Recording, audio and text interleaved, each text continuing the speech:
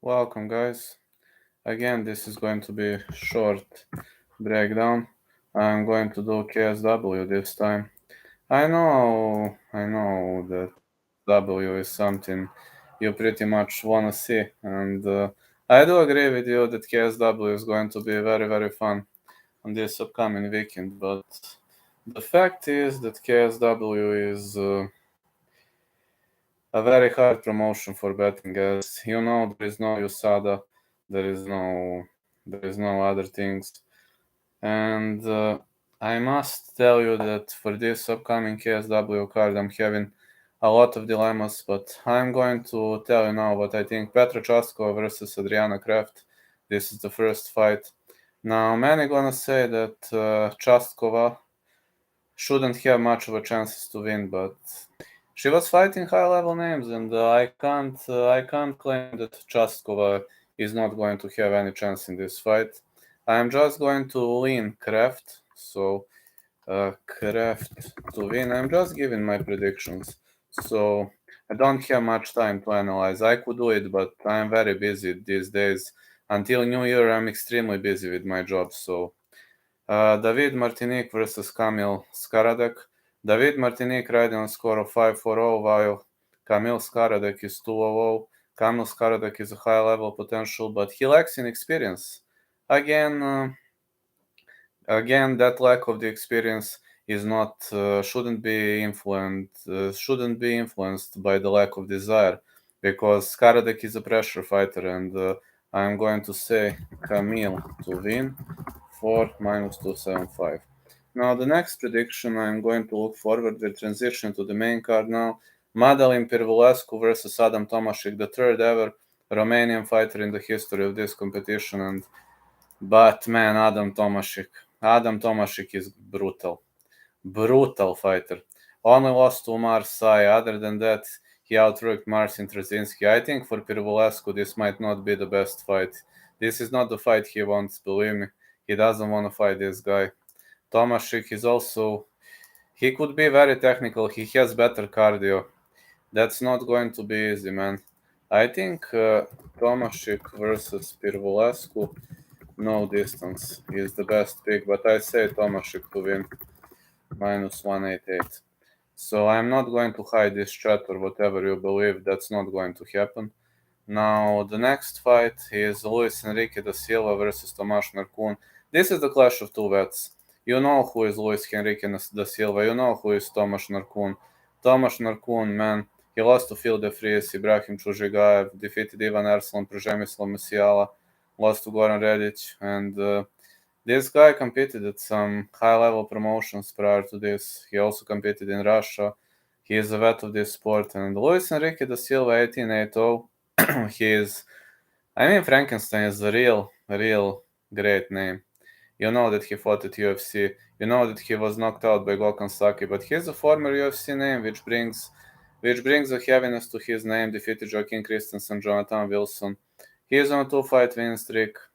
This is the clash of vets. You know, when two vets square off against each other, anything can happen. So I think Narkun here. I think Silva is washed, so -549 Narkun to win. I think Luis Enrique da Silva is washed, especially after that knockout against Gokhan Saki. He was having some low-level opponents to deal with. Sorry. He was having some low-level opponents to deal with, and that's something that kind of gives me a hard time in picking him. I don't see him winning. Jan Liassu versus Adrian Gralak. I'd pass this fight. Honestly, if you can skip this fight, just skip it. This fight is too hard for betting.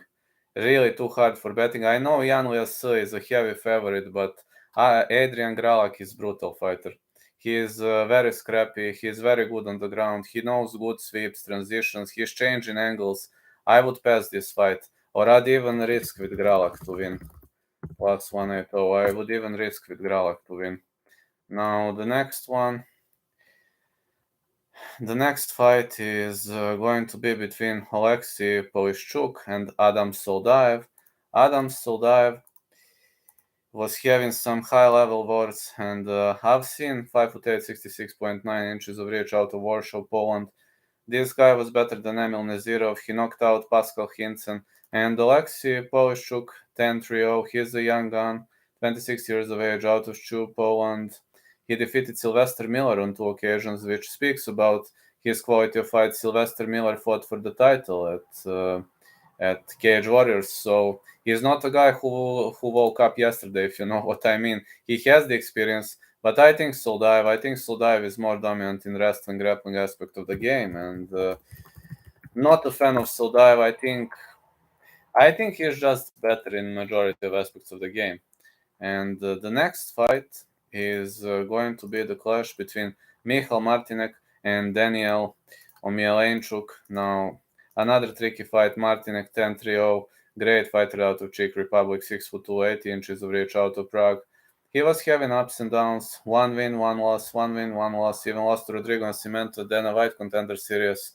And if you're going to follow this streak, he should lose right now. I mean, if you're going to follow this trick, he's got heavy hands. Daniel Omielanchuk, 40 years of age, 6'0", 74 inches of reach, WCA fight team, lost to Ricardo Prazel, lost to Adam Bogatyrev, lost to Evgeny Goncharov, and it seems he's having a hard time with submission defense and he's having a hard time with cardio, but he hits like a Mack truck, you see.